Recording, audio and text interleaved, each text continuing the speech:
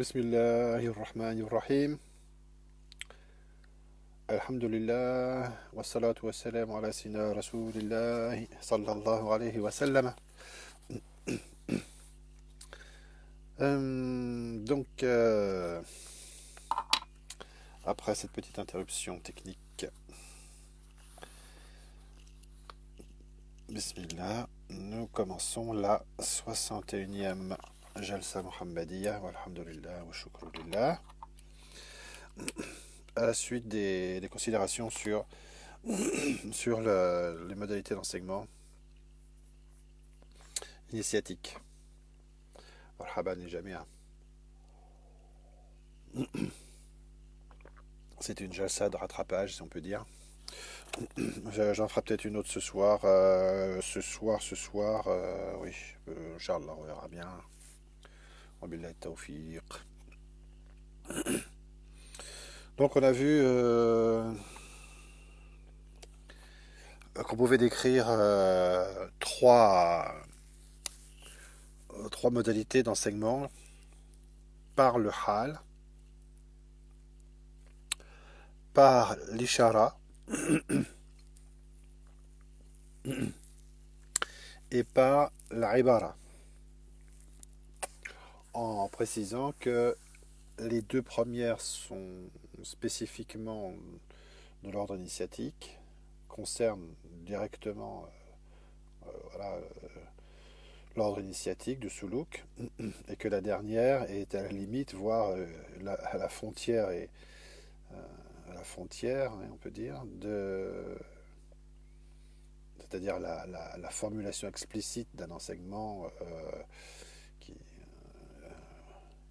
vient répondre à un manque de compréhension du mouride, oui, quelle que soit la cause. Voilà, et étant donné la rareté des maîtres et des mouridines qui peuvent être concernés par un enseignement par le silence à proprement dit, alors que c'est la modalité la plus excellente, surtout dans la tariqa chadiliya. C'est donc la modalité par ishara, c'est-à-dire par une formulation qui indicative,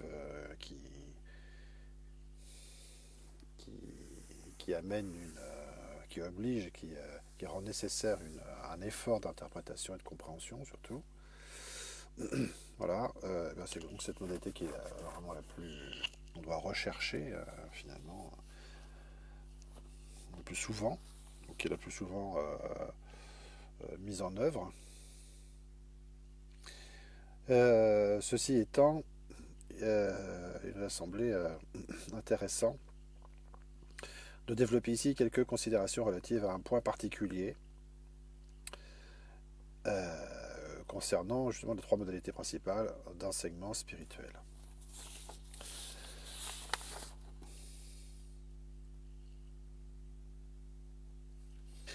Afin d'éviter tout malentendu, dans la note 1, précisons que les réflexions que nous développons dans ces deux articles, dans le précédent et dans celui-ci, donc, concernent uniquement ce qui est du domaine personnel, c'est-à-dire khas, le domaine particulier, quoi, hein, pas du domaine général, propre à la relation établie entre le shikh et le mouride par un pacte d'enseignement initiatique, bay'a, à la différence du domaine général du simple tabarruki qui, par définition, n'implique pas de relation personnelle particulière d'obédience disciplinaire et méthodique. N'implique pas de relation personnelle particulière d'obédience disciplinaire et méthodique. Fin de la note. Marhaban li jamia. Wa alaykoum assalam wa rahmatullahi. Le silence du shir peut correspondre à différentes situations qui recouvrent des réalités et des intentions assez diverses. En réalité, mis à part la modalité la plus haute. Hormis le cas rarissime où le shir enseigne principalement et exclusivement par le silence, il existe bien d'autres raisons par lesquelles un shir peut sembler avoir cette attitude ou l'avoir réellement. On connaît bien de nombreuses situations dans la sunna qui sont en ce domaine des références et qui ont donné lieu à autant de règles. Note 2. Citation de Cheikh Abdel Wahid, extraite du chapitre Mythes, mystères et symboles dans les aperçus sur l'initiation. L'idée de silence doit être rapportée ici aux choses qui, en raison de leur nature même, c'est ça qui semble donc intéressant dans la définition de Cheikh Abdel Wahid, inexprimable, c'est-à-dire le silence peut être par nécessité la modalité qui reflète l'inexprimable si on peut dire. Tout au moins directement et par le langage ordinaire, point virgule. Une des fonctions générales du symbolisme, donc là il montre la nature, on pourrait dire, et la nature de ce qui justifie ce type de silence. Et deuxièmement, il précise qu'une des fonctions générales du symbolisme est effectivement de suggérer l'inexprimable, de la faire pressentir. Donc on voit les modalités, la suggestion de l'inexprimable, le faire pressentir, ou mieux assentir, par les transpositions qu'il permet d'effectuer d'un ordre à un autre. Donc à chaque fois, il y a un effort à faire, il y a un effort d'interprétation d'un ordre à un autre. De l'inférieur au supérieur, donc une question d'orientation nécessaire qui permet cette transposition. De ce qui est le plus immédiatement saisissable à ce qui ne l'est que beaucoup plus difficilement. Donc il y a vraiment un effort difficile de l'inférieur vers le supérieur dans cette orientation et avec ce que ça implique comme concentration et comme développement des possibilités.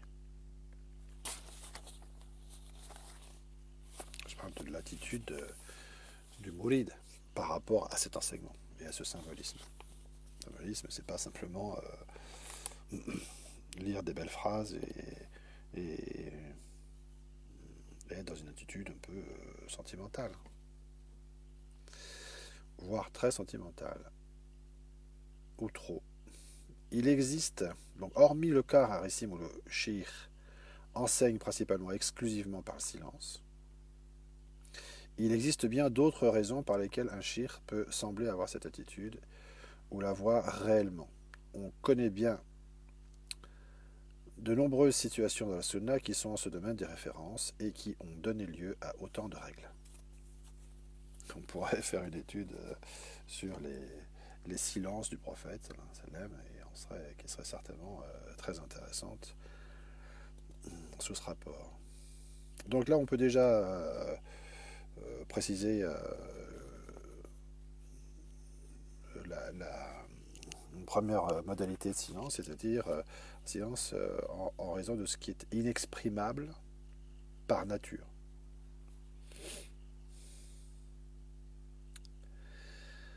Donc il ne s'agit pas d'une volonté de cacher quelque chose, mais parce que la chose qu'on veut faire assentir, pressentir ou suggérer est par nature inexprimable. Donc il s'agit vraiment de choses très élevées et d'une modalité très élevée. Et deuxièmement, là on va voir. Donc là on va passer en revue différentes sortes de silence. Précisons pour l'instant et à titre de simple exemple, au pluriel, qu'il peut notamment s'agir de l'expression de la volonté du shir. Là, il s'agit cette fois-ci d'une quelque chose de volontaire.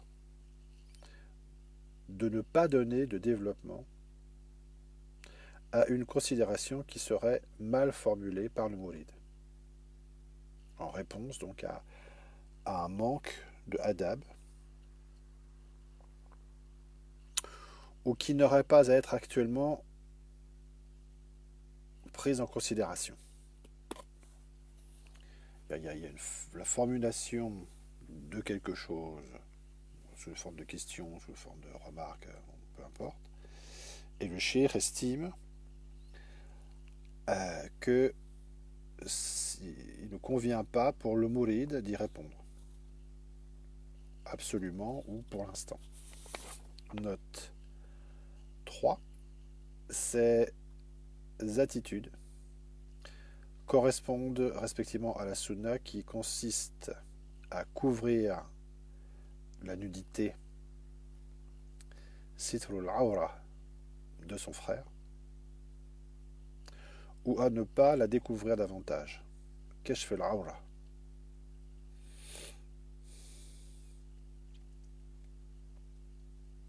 Dans sa transposition initiatique, bien sûr. Et l'on voit en quoi les notions de préservation de la sacralité personnelle, le caractère sacré du frère, d'un frère, les notions de préservation de la sacralité personnelle, la hurma, de pudeur, haya, et de simple discrétion, je ne sais pas comment on pourrait dire, raifa peut-être, discrétion, ne peuvent s'entendre ici dans un sens en quelque sorte technique assez inhabituel, mais qui correspondent à des réalités tout à fait importantes dans dans le développement de l'enseignement, dans la perception des choses. Pour reprendre et prolonger des notions exposées précédemment, c'est alors un enseignement qui relève bien de l'ishara, indication allusive, toujours préférée prioritairement à la ibara, formulation explicite. Dans le même ordre d'idées, et pour des motivations comparables, le shir peut également exprimer par le silence sa volonté d'éviter d'avoir à rompre formellement avec un disciple. Donc, la volonté d'éviter d'avoir à rompre avec un disciple formellement, c'est-à-dire extérieurement, pour éviter d'avoir une expression formelle, donc, pour éviter d'achever ou d'actualiser ou d'extérioriser quelque chose qui n'aurait pas à l'être ou qu'on préfère éviter. Sa volonté, donc il s'agit d'une volonté, d'éviter d'avoir à rompre formellement avec un disciple dont il aurait constaté un relâchement, intérieur ou extérieur, en fait peu importe. Là, il s'agit de l'appréciation du shir. Un relâchement de l'attitude concernant des enseignements personnels qui lui ont été donnés dans la tariqa ou des pratiques exotériques minimales. C'est que le shir constatant que le mouride en arrive à un stade finalement assez grave, si on peut dire, parce qu'il ne s'agit pas d'accomplir des choses qu'on n'a pas encore accomplies, mais des choses, mais d'accomplir mais de ne pas accomplir des enseignements qui ont été donnés, soit de l'ordre de la tariqa, soit de l'ordre de la sharia, et qui sont donc relativement graves pour l'état du mouride. Il s'agit toujours de ça, il ne s'agit pas d'autre chose, normalement. Et bien dans ce cas-là, il y a la position du shir, c'est de volontairement se retirer, s'abstenir de faire une remarque pour ne pas valider cet état en espérant un retour, une prise de conscience et une correction de la part du mouride qui s'en rendrait compte.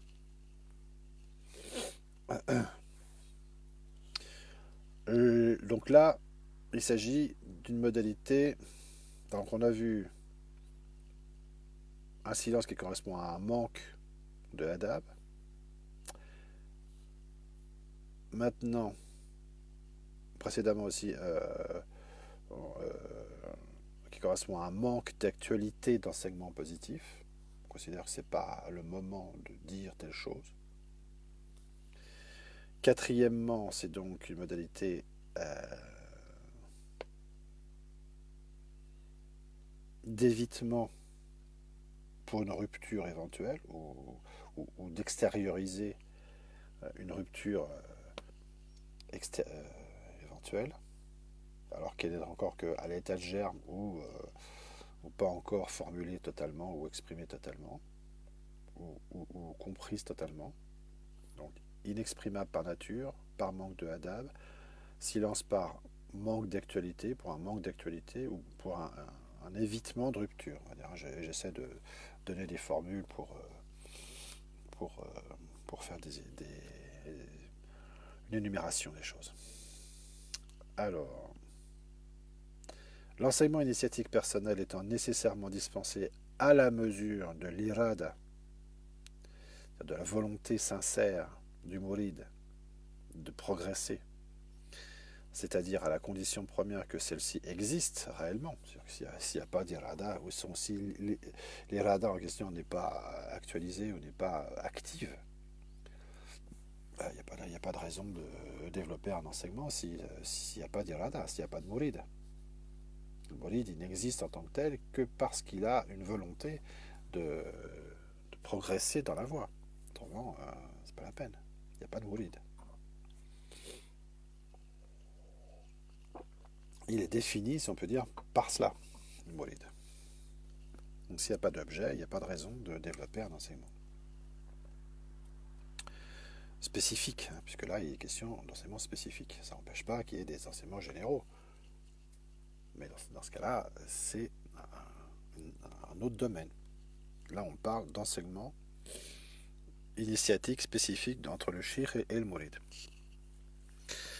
L'enseignement initiatique personnel, donc, étant nécessairement dispensé à la mesure, c'est ça qui fait sa qualité et son efficacité, à la mesure de l'irada sincère du mouride, c'est-à-dire à la condition première que celle-ci existe réellement, tout d'abord, puis qu'elle s'exprime réellement, deuxièmement, et se développe, troisièmement, réellement dans un cadre régulier, fin de la parenthèse. Le shir peut être amené lorsqu'il constate que plusieurs enseignements d'ordre général à ce sujet sont restés sans effet, peut être amené à estimer que la nécessité d'un enseignement personnel ne s'impose pas, ou qu'il est préférable, donc dans le haq, dans le droit de la relation et de l'état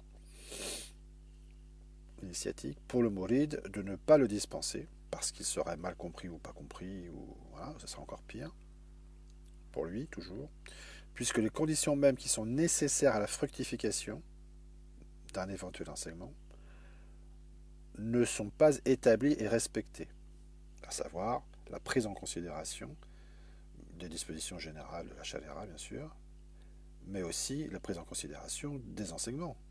Parce que si un enseignement est dispensé, un enseignement personnel, est dispensé spécifiquement par un shir à l'attention ou en relation avec son mouride et que celui-ci n'en tient pas compte, et il y a quelque chose de grave.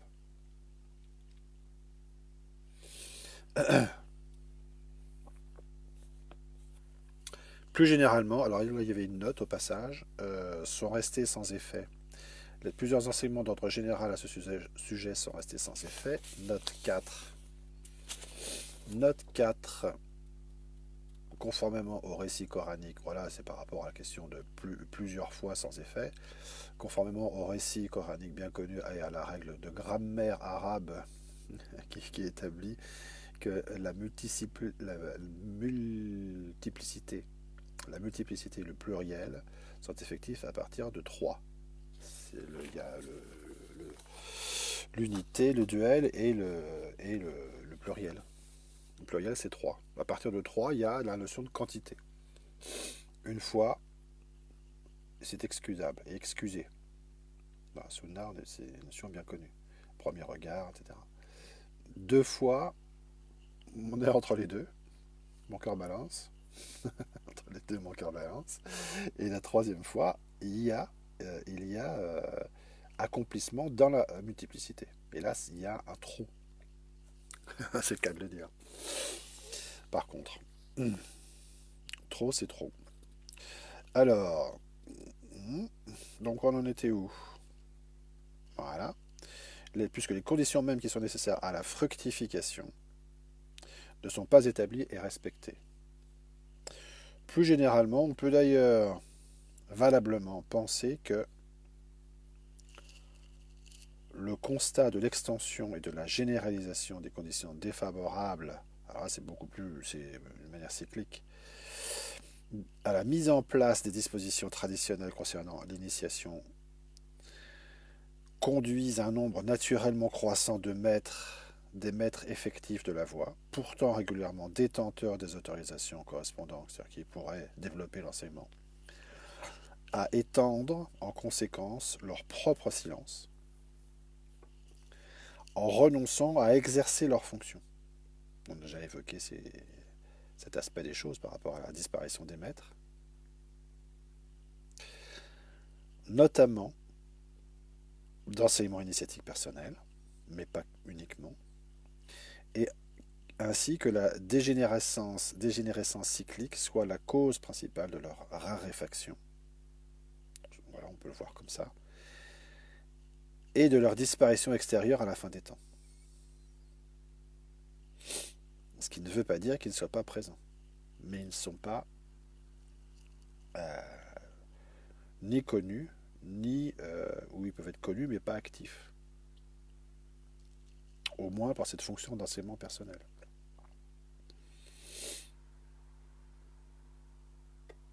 Il peut arriver qu'on rencontre des maîtres qui sont parfaitement autorisés, qui sont en fonction initiatique en tant que cheikh de tariqa ou comme raddem, pouvant exercer une fonction d'enseignement, mais que malgré tout, et on pourrait dire paradoxalement, on constate qu'ils ne développent pas d'enseignement personnel. Ou très peu. Parfois à une, deux ou trois personnes. Il y a des cas pas si qui datent de la génération précédente de chouyour, des cas qui peuvent exister comme ça de gens qui n'ont eu que un, deux ou trois disciples de chouyour, qui n'ont eu que très très peu de disciples. Mais qui étaient pourtant dans la situation qu'on a décrite. C'est d'ailleurs ce que certains d'entre eux expriment clairement, de manière plus ou moins connue et officielle, mais clairement. Alors, note 5. Voilà, on a vu ça. Voir à ce sujet, confère à ce sujet la citation d'Imam Charlani ci-dessous. Ci-dessous, oui, je pense ça va être noté après, voilà, c'est ça. Dans la suite de l'article, Inch'Allah, ainsi que la raréfaction des maîtres de la voie ou des disciples, point d'interrogation, et où sont le maître et le disciple en remplissant les conditions requises, point d'interrogation, de Sidi el-Hassan ibn Mas'ud el-Yusi. Voilà, je jette un petit coup d'œil à mon horloge. Ah bah oui, quand même. Le temps passe, mais... Bon, bah écoutez, qu'est-ce qu'on fait? Ah oui, on a qu'à la première page. Donc, vaste sujet. Bon, bah, j'ai commencé un peu en retard, donc je vais peut-être un peu continuer quand même, et puis on finira peut-être ce soir, comme ça, Inch'Allah. Il peut s'agir aussi, dans un contexte un peu similaire, d'un moyen de silence qui permet d'opérer une sorte d'auto-sélection entre les mouridines, véritablement à la recherche d'un enseignement, et qui sont donc sensibles aux modalités d'enseignement du shir, et qui comprennent ce que ça veut dire. Donc, entre les mouridines véritablement à la recherche d'un enseignement et d'un soulouk, et les simples ahbab, c'est-à-dire les gens qui se trouvent, voilà, c'est une dénomination qu'on peut connaître dans certaines tourours, enfin bon, de quoi il s'agit? Il s'agit des gens qui sont là, mais sans savoir trop pourquoi, ou qui ne sont pas engagés vraiment dans un processus de soulouk. Et donc ils sont là autour du shir, mais sans avoir une conscience, une perception nette des choses. Ou sans se rendre compte de la nature des choses et des modalités d'enseignement qu'ils peuvent. Donc ils reçoivent des choses comme les autres, ils reçoivent un certain nombre de... mais ils ne comprennent pas la nature des choses. Et qui se contentent de baigner trop passivement, et parfois toute leur vie. Donc on voit ça dans les institutions de grandes tourours, ou moins grandes, dans les pays arabes. On voit ce genre de situation, les gens par héritage familial, ou bon, peu importe, dans l'ambiance accueillante et bienfaisante d'une tariqa, qui profite de tous les bienfaits d'une tariqa, bon, alhamdoulilah, il n'y a pas de mal, sans avoir de réel irada. C'est-à-dire sans cette condition nécessaire. S'il n'y a pas de condition d'élévation, s'il n'y a pas comme condition préalable cette irada, cette force intérieure, cette pulsion intérieure, cette orientation, cette volonté d'élévation et le travail qui va avec, sans irada, pas de suluk. Ça ne sert à rien. Sans recherche de la science, au sens le plus élevé, ou de la lumière, au sens le plus élevé, pas de suluk.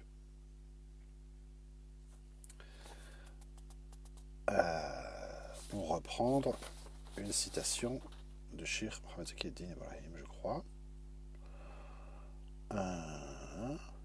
Où est-ce qu'on en est là? Note 6.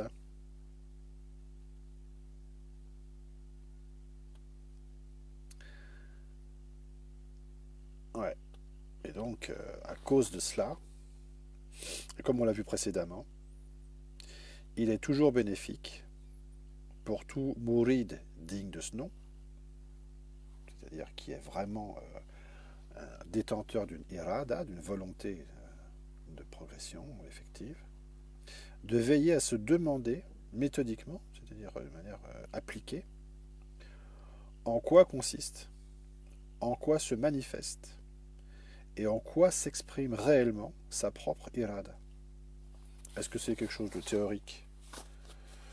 euh, Bon, on est là parce qu'on a pris la voie, etc. Bon, mais ok, c'est théorique, mais c'est tout, quoi. En quoi elle consiste réellement? Et pour savoir qu'une chose existe et est vraiment une réalité, en quoi elle se manifeste, même si elle existe à l'intérieur? Il faut qu'il y ait un accomplissement. El-ilm wal amal, c'est celui qui connaît mais qui met en application. Les gens de Tassaouf, les grands Aoulias, ils sont décrits comme les gens de science, mais les gens qui mettent en application leur science. Et les hadiths sont nombreux là-dessus, et on sait très bien de quoi il s'agit. Donc s'il n'y a pas de signe, non seulement de signe, mais d'accomplissement extérieur et intérieur d'un germe, bah, ça reste à l'état de germe. Il n'y a rien.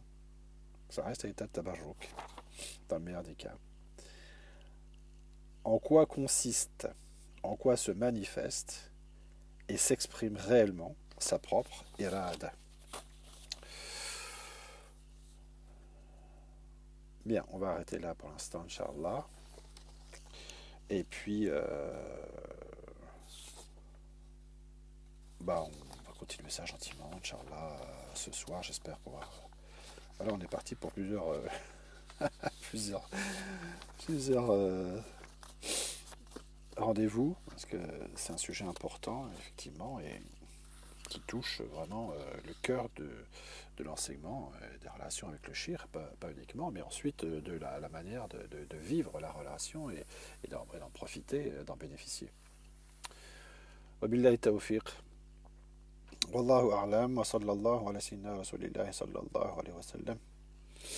Wassalamu alaikum wa rahmatullah wa barakatuh.